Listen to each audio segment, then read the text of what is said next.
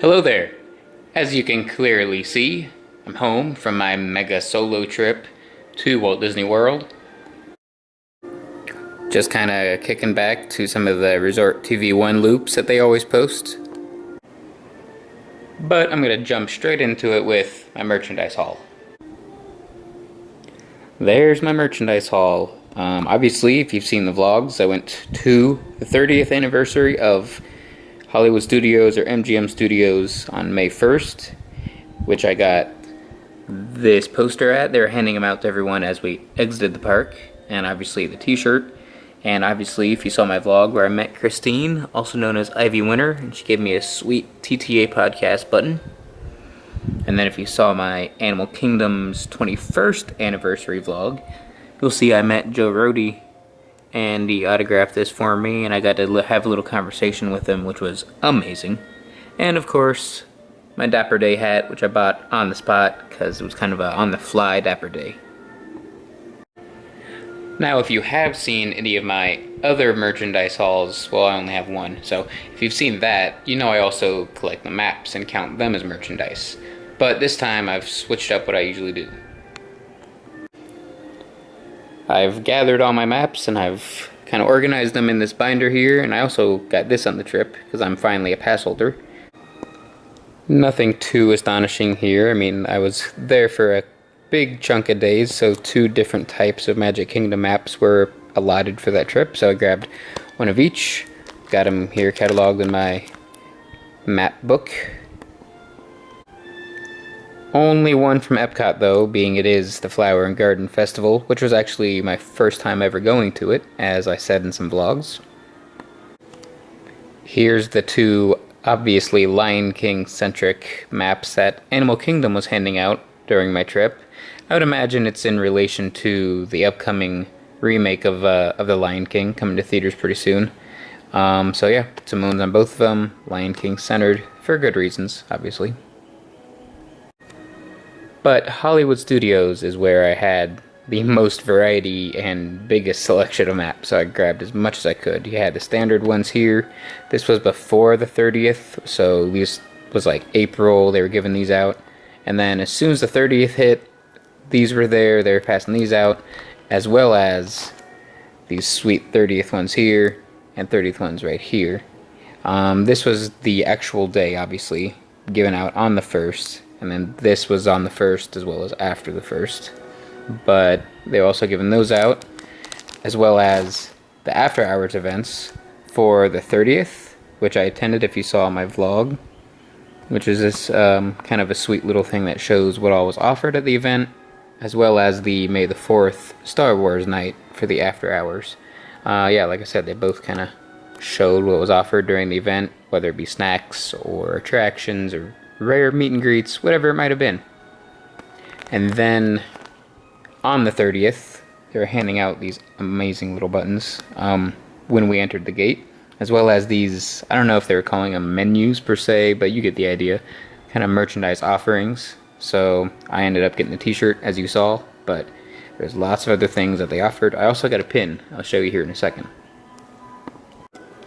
Now I do put some of my favorite pins and some pins that I'm willing to trade on my lanyard, as most of you might know.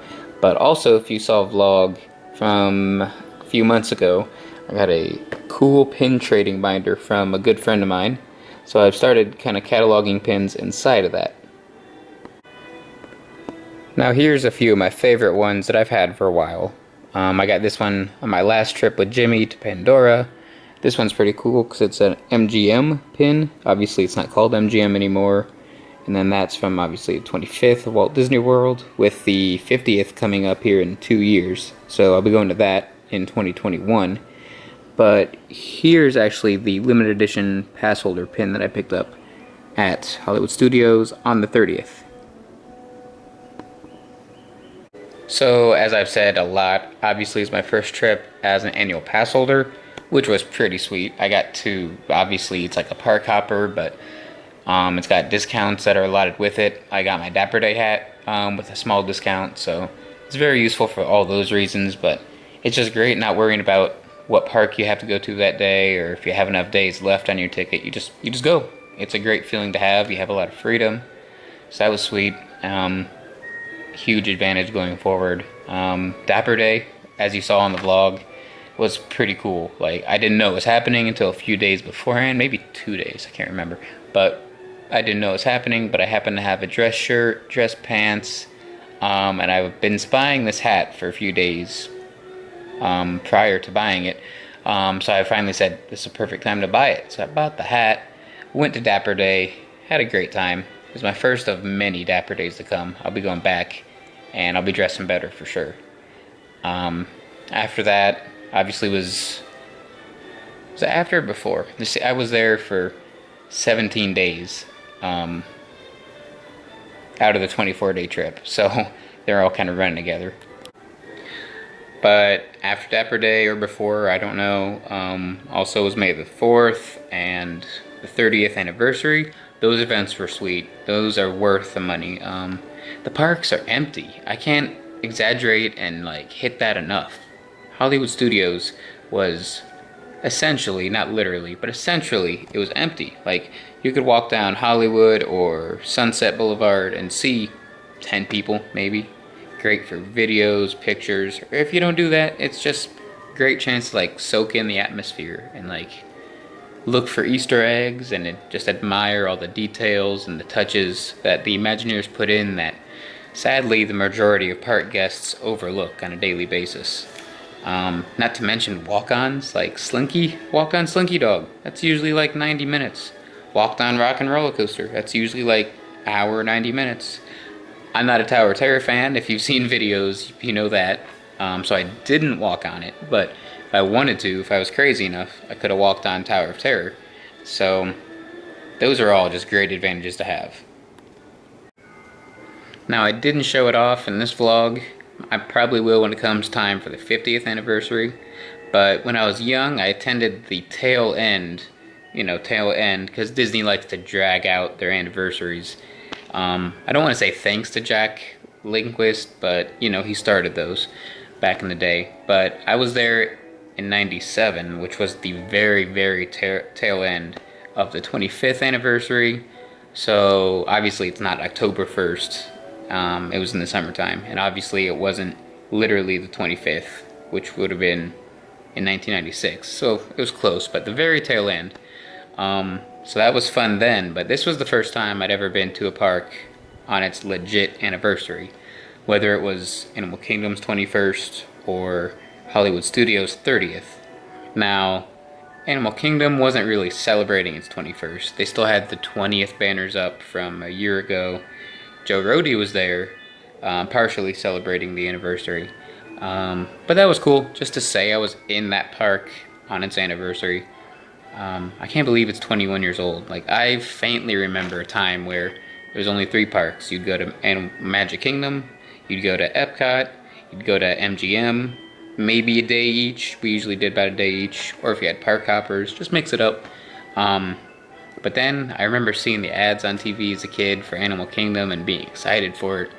And finally going to it when it opened. I wasn't there in 98, I don't think. But I was there in 99, 2000, 2001. I went frequently. Usually about once a year, but I was excited for it growing up. But like, whenever I went to it as a kid, it just didn't really hit me the same way Magic Kingdom did or Epcot did, because Epcot back in the 80s and 90s was the best park. Like, I don't want to really rag on it now, but it's not what it was then now. So, not to get too deep on that, but those parks were like it.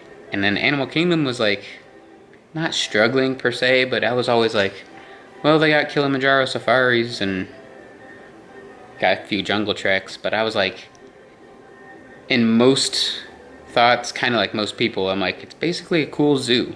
Then they had that big marketing campaign about not a zoo that they always said. And then sadly, my first trip back as an adult with my friend Nicole, we bypassed Animal Kingdom because I was like, it's basically a Disney zoo, which isn't a bad thing, but it's just like, it's a Disney zoo. But then they added Pandora, and that's not what essentially makes it amazing. It does help, but that's not the only factor. But that's what drew me back when I went with Jimmy in my other vlogs. I was like, this is brand new, Jimmy, we gotta go to Pandora. So we did that, and yes, it was cool.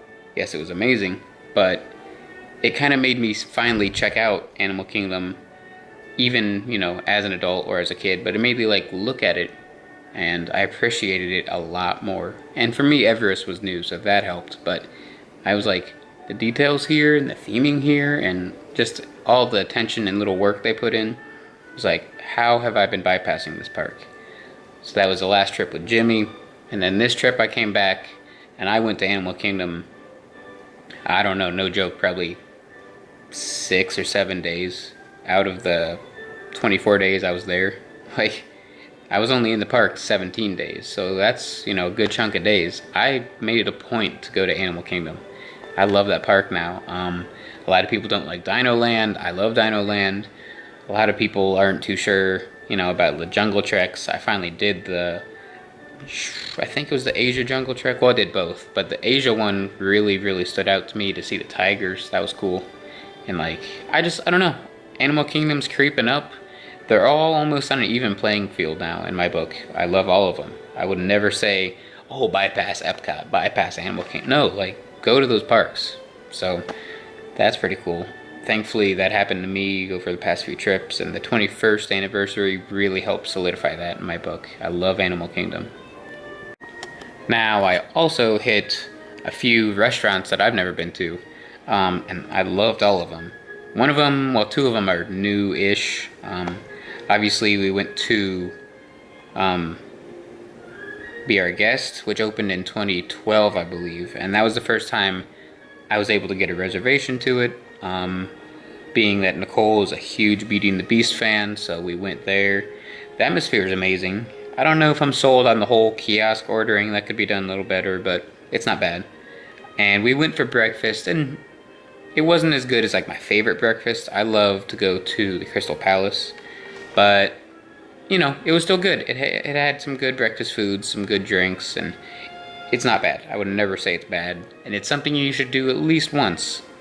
So whether it's breakfast, lunch, or dinner, do it at least once, and then if you like it, keep going from there. And then we did Skipper Canteen that same day. Really good food. I had a little spice in my food. I'm not a huge fan of spice, but I could handle that much, and it was in a good little stir-fry type mix. I can't remember the name of it, but it was all good food.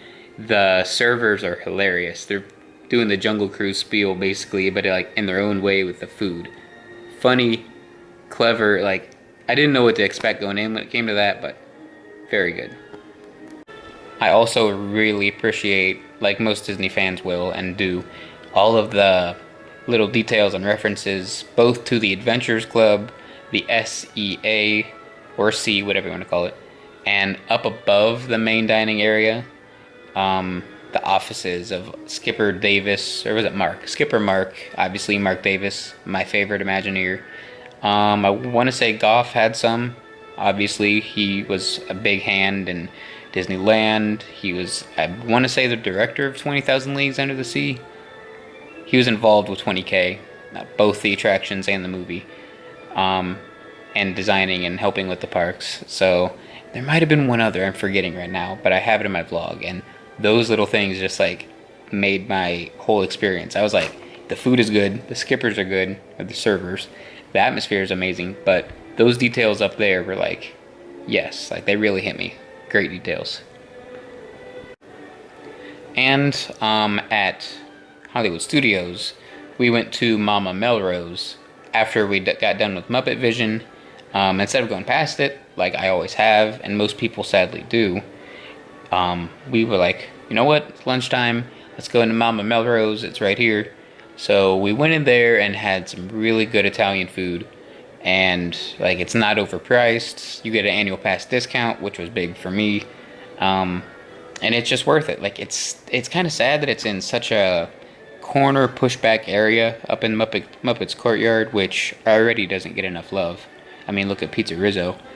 That's for many reasons I won't get into, but Mama Melrose needs a lot of, well, I mean, it doesn't need the love because it's good, but I wish more people would go there. I wish I had been going there forever. That's the first time I've been, and I can't wait to go back, I'll tell you that. So those all were new eating experiences for me. Very good. Now, there were actually a few attractions that were first for me too. Obviously, Toy Story Land opened about a year ago now, and I'd never been there.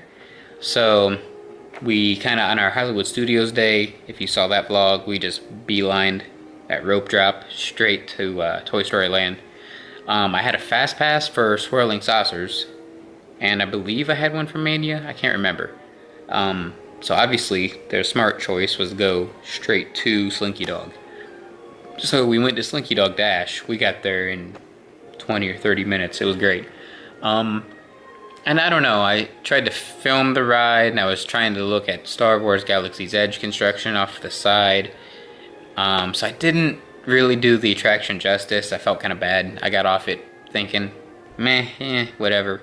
But then, after they had left, and it was just my solo trip, I believe the first time I did it again was the 30th anniversary at the after hours. I just walked on. Actually, in the same... No, I was a train behind Christine. Christine got on first from Ivy Winter, or Rob Plays channels, you know. She got on a train right before me, and then I got on another train. It was a walk-on. It was crazy. And it was at night, so that helped too. That always helps with outdoor attractions. Don't know, well, I mean, it makes it feel faster, and it lets them have lighting on things that they want you to see versus that they don't want you to see. So those are reasons why it helps. But Slinky Dog was better my second go. A third time, I want to say the next day. I'm not sure. They're all running together. Bear with me here. They're all kind of blurring together.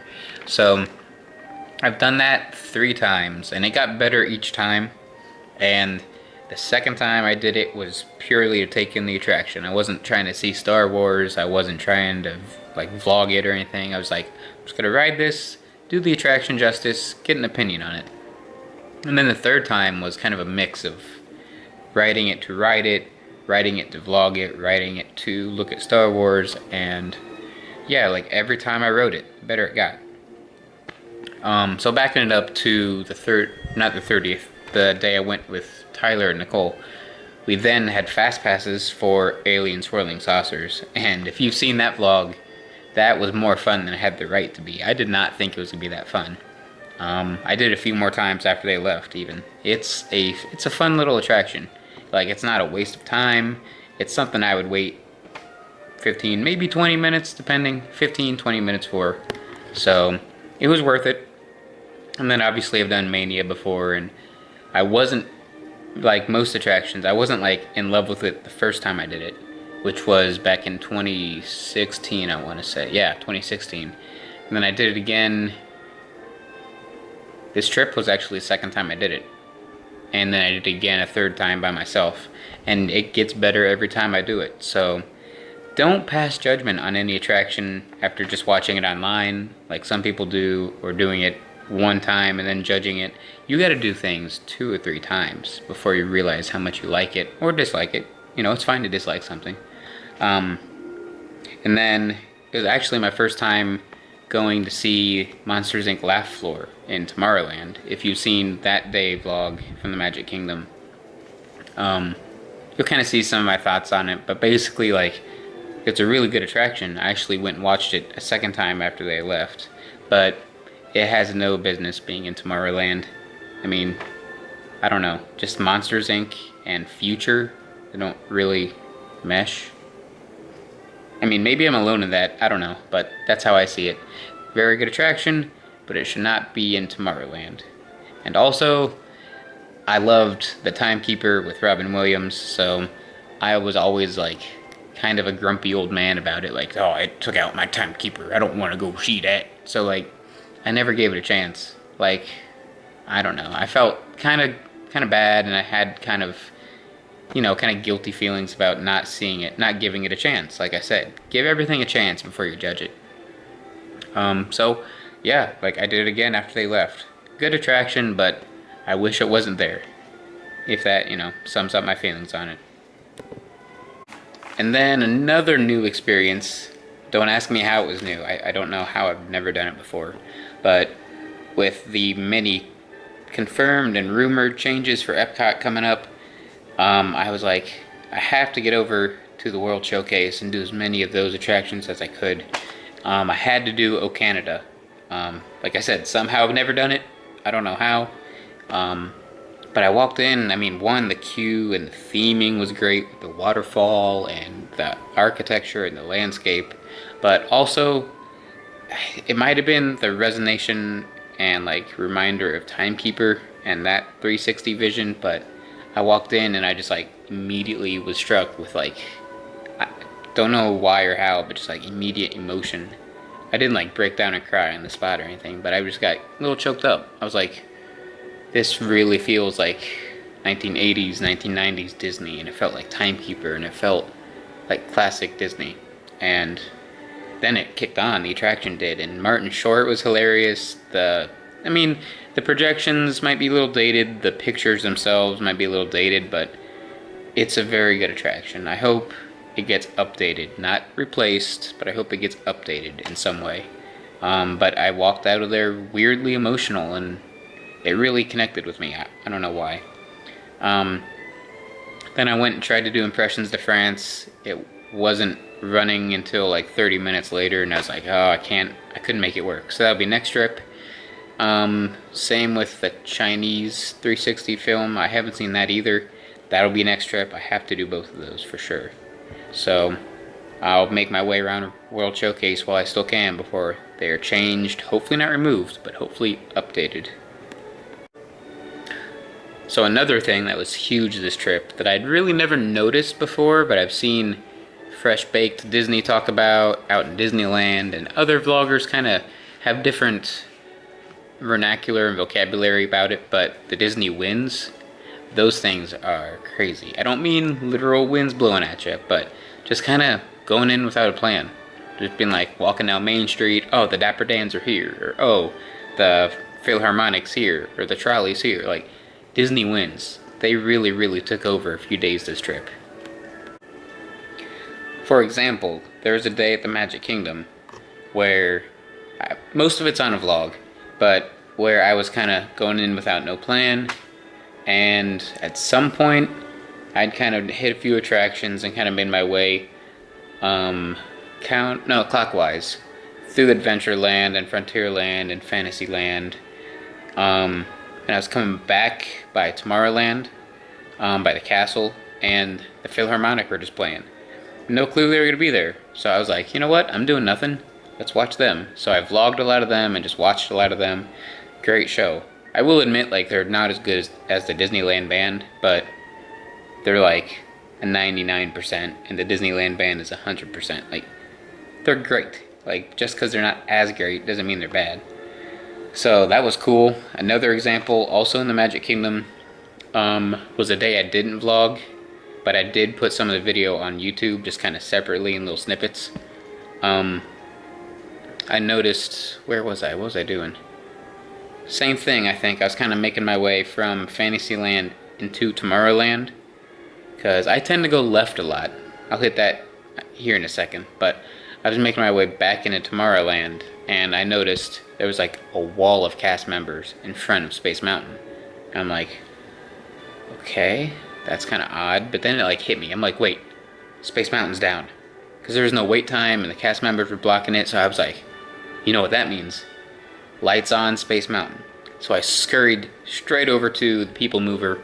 I got on that in like 5 or 10 minutes. And I went through, obviously, Space Mountain, as you do in the People Mover.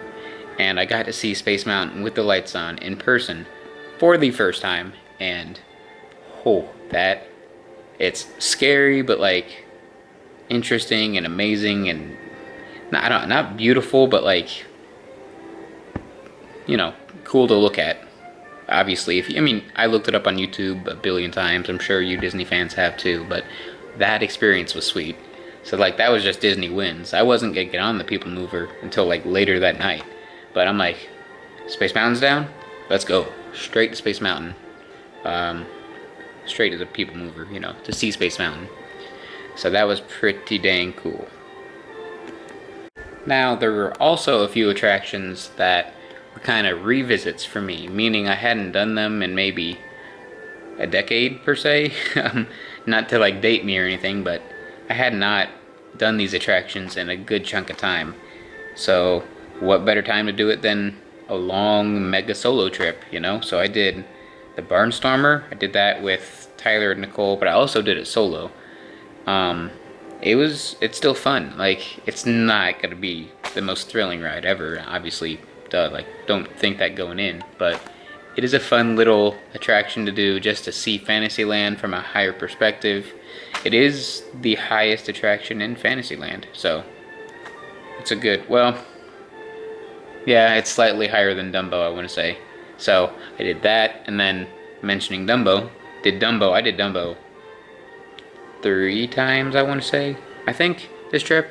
I actually did it on my last day there. I was like, I fell back in love with it more so. I was like, this is my last day, I need to do it one more time.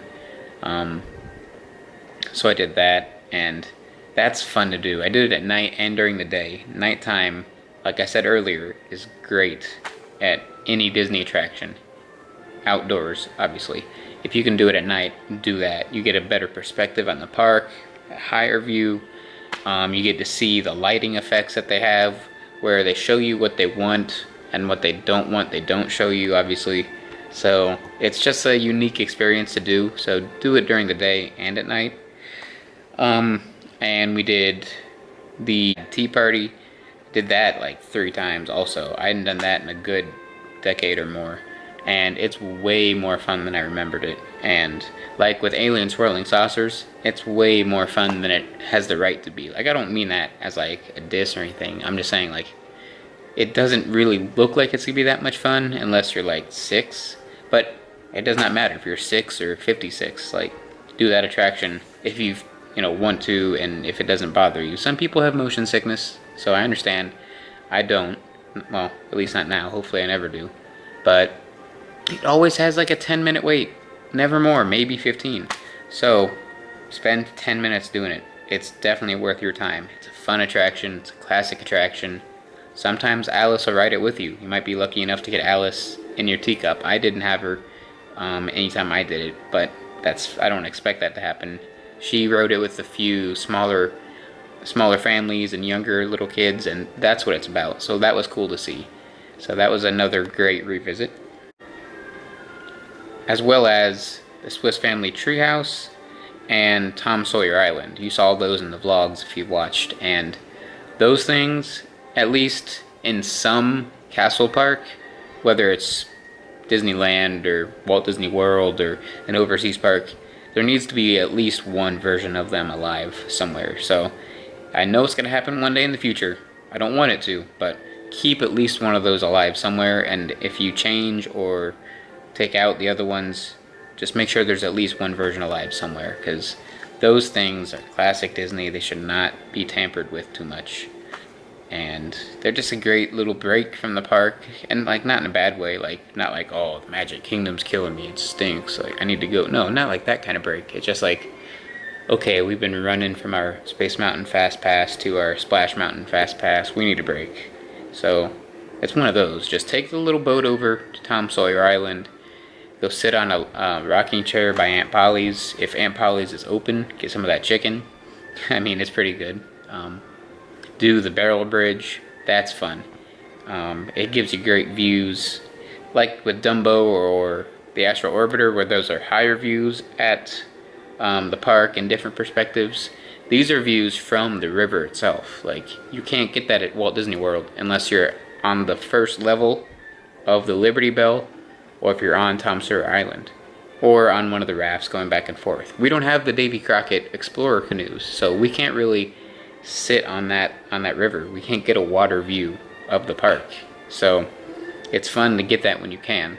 So that's a great experience. And then with the treehouse, that is the highest you can get in the Magic Kingdom, and still see the park. So that was still a fun experience, whether it's your first time or your 20th time, whatever. That's a fun experience. And I like that film. It's a classic film. So make sure you do those whenever you go, because who knows when they'll be there. They might be changed, like to Tarzan's Treehouse, like in Disneyland, or maybe gone altogether. Do them while you still can. They're worth it. I love them. Oh, And the last revisit was the only one outside of the Magic Kingdom. Was over at Animal Kingdom. I didn't really post this in any vlogs, but I made a short little snippet of the Hopper animatronic, and it's tough to be a bug. I hadn't done that in a good, probably 14 years, 14 maybe, give or take. And it's better than I remembered, and it was cool to do, like knowing what's coming, because I did it, like I said, 14, 15, whatever years ago, and it was entertaining, but it freaked me out a little. Like, I'm not scared of spiders, so the spiders coming out of the ceiling, coming down, didn't freak me out. But getting kind of poked in the back, that did freak me out and scare me. So now, like, when I go in there, it doesn't really hurt or anything, but I always sit all the way up on the edge of my seat. I'll scoot all the way up. So, like, I know it's coming. But I forget, like, at these parks, most people in these attractions haven't been to the parks 30 times. Or they're not annual pass holders. This might be their one trip for their whole life, or their one trip for the next 5 years. So maybe they've never done these attractions, and I always forget that. And It's Tough to Be a Bug is a perfect example of that. So I sat in the front row all the way up to the right, so I could look at the Hopper animatronic up close, because I'm a sucker for good animatronics, which that is definitely one of them. And I'm a sucker for underrated villains, and Hopper is definitely an underrated villain.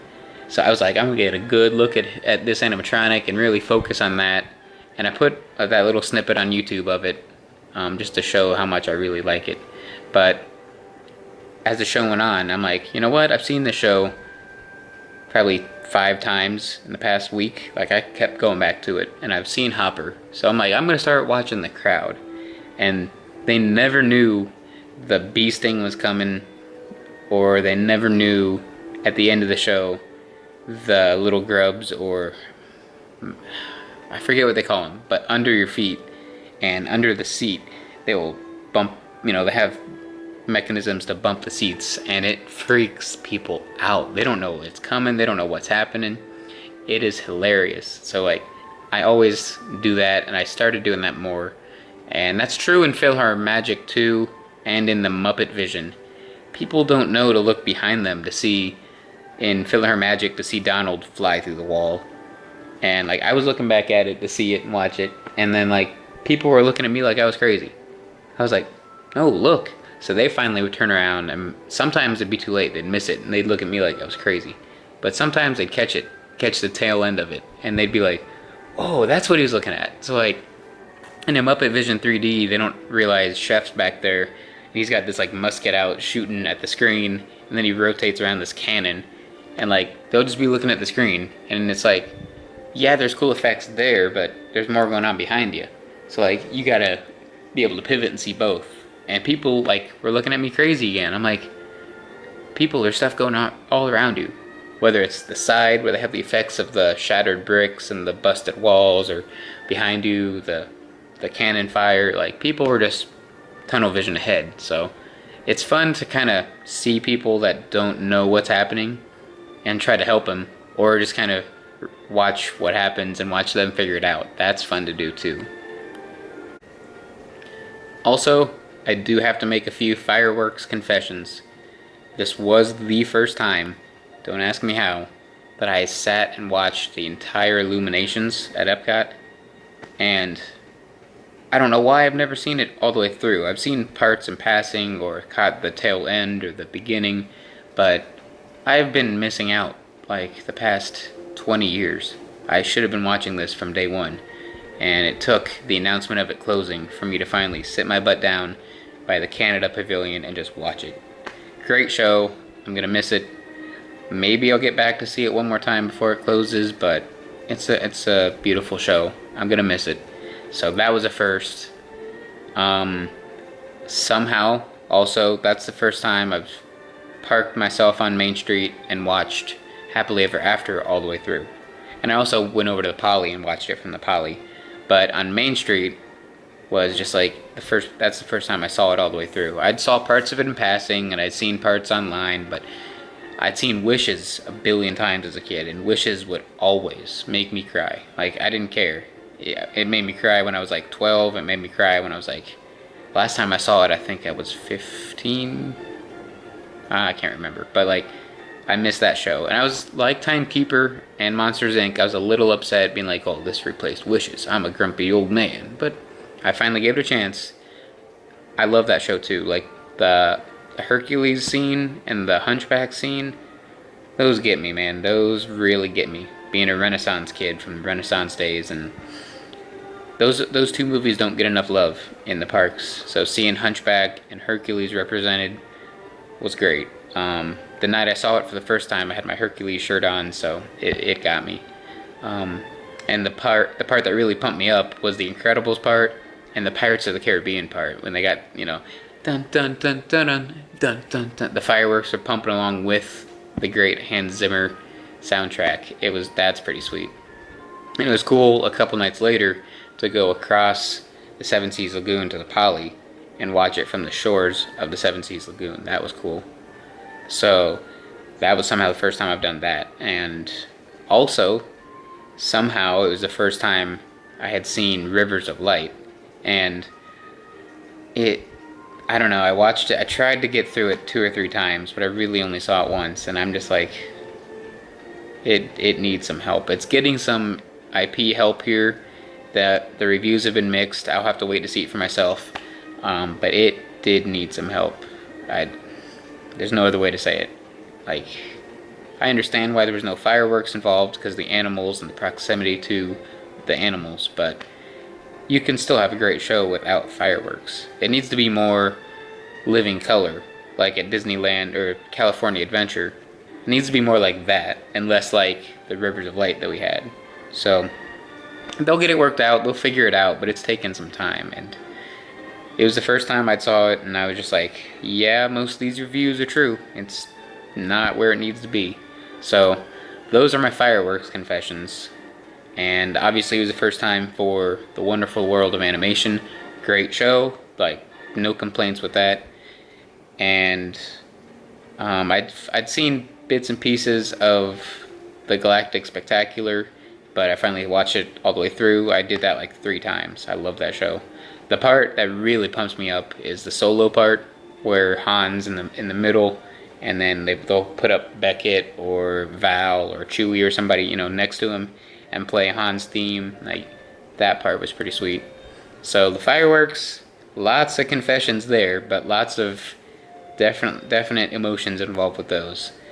So, finally had to say it, get it off my chest. I don't know how, it was the first time I'd seen most of those, but those are my fireworks confessions right there. Okay, I'm gonna take a little sidebar here and kind of really focus on Animal Kingdom a little more. Like, I told you a little bit about how I was never like in love with that park, and how it's gradually crept up, and it's probably on an even playing field. A lot of that is like the kinetic energy. Like, if you go to the Magic Kingdom, you'll have Main Street has all the energy of the hustle and bustle of crowds and the trolleys and the horseless carriage. And then you'll have the castle with fireworks and stage shows. And you'll have Tomorrowland with the People Mover Transit Authority and the Astro Orbiter. And well, not when I was there, but the Speedway's back, and eventually Tron. Or if you go to Frontierland, you got the kinetic energy of the Liberty Bell and Big Thunder and Splash Mountain. There's always some kind of kinetic energy going on, and that's what made that park, what makes that park so great. Animal Kingdom's finally catching up on that. They have Kevin walking around on Discovery Island. She's pretty cool. That adds like just a whole new level of energy. It's the crowds get excited, there's interaction back and forth, she's making noises, she's massive, she's like 15 feet tall, so that's cool. Dino Land obviously had some kinetic energy with the Chester and Hester section, but then they added Dino Bash, where there's DuckTales characters walking around, Scrooge and Launchpad and Donald and Daisy, and the dance party. Usually I don't like dance parties, I mean most people don't, so bear with me, but this dance party really works, I think, and it fits in with the kind of theme and energy of the Dino-Rama, which I enjoy that theming. Some people don't, but I enjoy that theming. And then you go over to Asia, and you have the kinetic energy of Expedition Everest. And then you'll go all the way back around to Pandora, and you have the kinetic energy of all the waterfalls. That's just natural energy. plus the suit. I'm forgetting what it's called. The giant the robot suit. That has some energy to it. The crowds really get in that. And then the drum ceremonies. Tons of energy. Like, that's what makes the parks better. The citizens of Hollywood at Hollywood Studios, they add a lot of energy to Sunset and Hollywood Boulevards. So those are really, really what sell parks. At least to me anyway. It's like the things like that. So Animal Kingdom's like slowly moving up like that.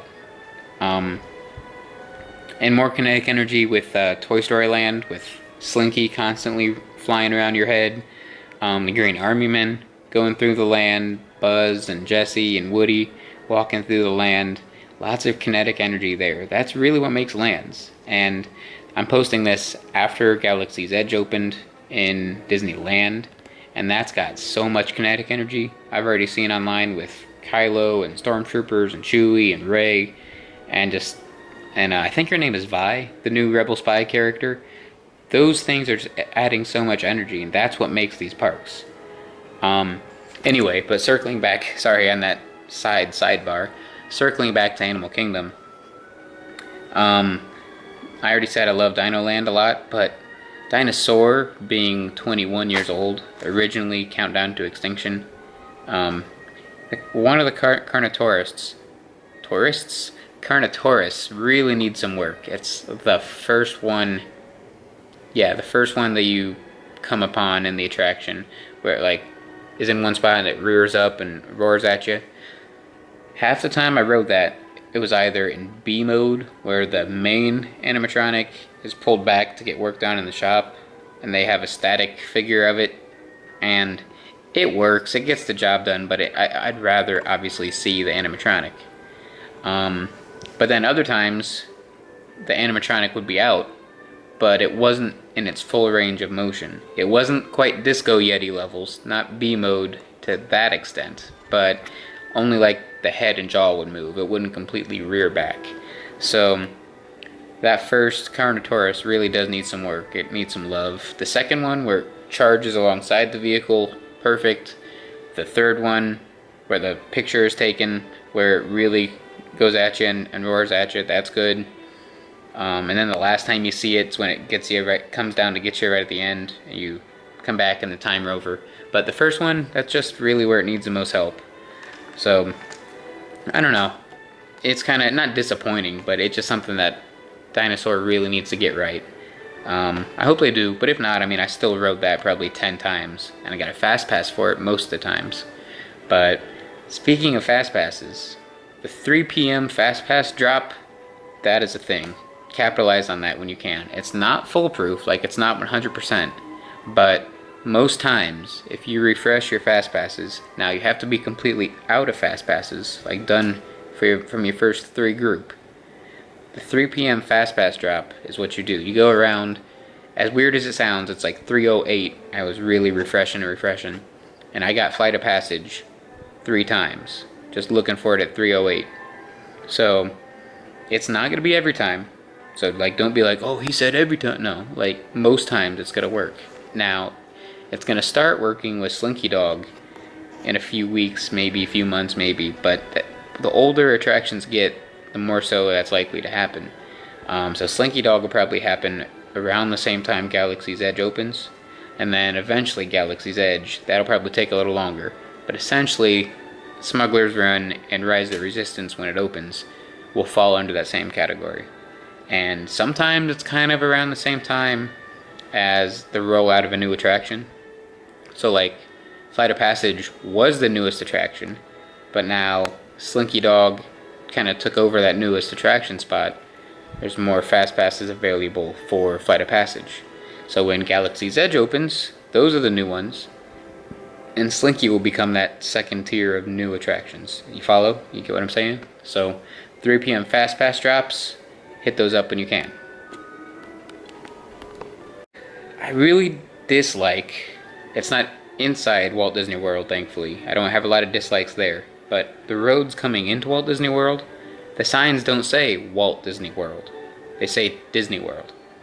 Now, to you people that aren't like massive Disney fans or just casual Disney fans, like, you're probably like, yeah, so? But like, when Walt Disney World was being built and opened in 1971, obviously Walt had already passed, and his brother Roy had put his heart and soul into making this dream come true for Walt.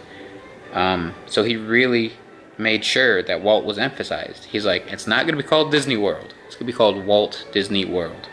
And it just bothers me to see and hear people and signs and whatever else say Disney World. So I know it's nitpicky, but when you really come down to it and think about it and look at it as a huge Disney fan's point of view, Walt Disney World, because that's what Roy wanted. That's what it should be to commemorate Walt himself. So it's nitpicky, but that's kind of how I feel about it there. That's my only negative, though, thankfully. I had another fun pin trading experience coming out of O Canada. A small British family came up to me. They had a very cute little daughter. She might have been 7 years old, I don't know. But she wanted to trade pins with me. And I've got to get better at this. Got to have more disposable pins on my lanyard, meaning pins that I'm willing to trade, whether it's with an adult or a younger kid. Especially for the younger kid though, because like they want that trade to happen, so you need to make it happen. With an adult, you can be like, no, I don't want to trade these, and they'll understand. But like, I don't want to let a little kid down. So I really only had like 2 pins that I was willing to get rid of out of like the 16 that are on my neck. So I was like stressing out about which one she wanted. And I don't really have a preference on what the little kid is going to give me, because I just want this experience to be good for them. So she saw the Buzz Lightyear pin I had on my lanyard, and she wanted to trade me pins. So she gave me a little Donald pin. It was in my binder. I don't know if you saw it earlier, the one with the little spinny hat on. So she traded that Donald pin for Buzz, and the dad was like, oh, are you sure that's okay? And I was like, of course, like I love Donald. I had I had a Donald pin already, so I'm like, look, Donald's my favorite. And then I have Donald on my magic band, so I was like, see, Donald's my guy, like he is my favorite. So that's just what you do with pin trading. Like you try to make it the best experience you can for the younger kid, whether it's a younger boy, little girl, whatever it is. As an adult, like that's just what you do. So I was like trying to make sure it was a good experience for them, and it was fun talking to them. They're from the UK, obviously, but they said they usually don't go to Disneyland Paris. They usually fly over to Walt Disney World, so that's kind of cool. I told them, I'm like, I'd love to get out to Disneyland Paris. They're like, yeah, we've been there. Obviously, it's a good one, but we always come here. There's more to do here. It's bigger. So that was a pretty fun experience. I've never had a bad pin trading experience. And I have since then, though, switched out my lanyard, put some more disposable pins on there, and put more pins that are like MGM Studios or something that's older to make sure it doesn't get traded, or like the 25th anniversary pin or the 30th anniversary pin, whatever it is. Special ones, I'm just going to lock away in that book so I don't ever lose them or break them. But I have some favorites on that lanyard, but a few more disposable ones for future trades. I think that's really about it, though. It was a great trip. I'm already kind of trying to figure out when I'm going back. I know Galaxy's Edge is opening for us in August 29th. Galaxy's Edge just opened in Disneyland yesterday. I'm recording this on June 1st. So the media preview happened on Wednesday, the dedication happened on Wednesday. I watched as much as I could online. I had mixed feelings about it at first. I kind of asked people, I was like, should I go in not spoiled? What should I do? So a lot of people said it's fine. Like, you watch whatever you can, but then when you get there, you're still going to be blown away, because that's what it was for me. So I'm going into it like that. I've seen a lot and read a lot. And whenever I get out to Walt Disney Worlds, I'll know a lot, but I'm still going to be blown away. I have a really good feeling. Like Han said in Solo, I have a really good feeling about this. So I'm excited for that. That'll be probably the highlight of my next trip, whenever that may be. So thanks for sticking with me through this long ramble. Looking forward to my next trip. So until next time, I'll see you all a little later.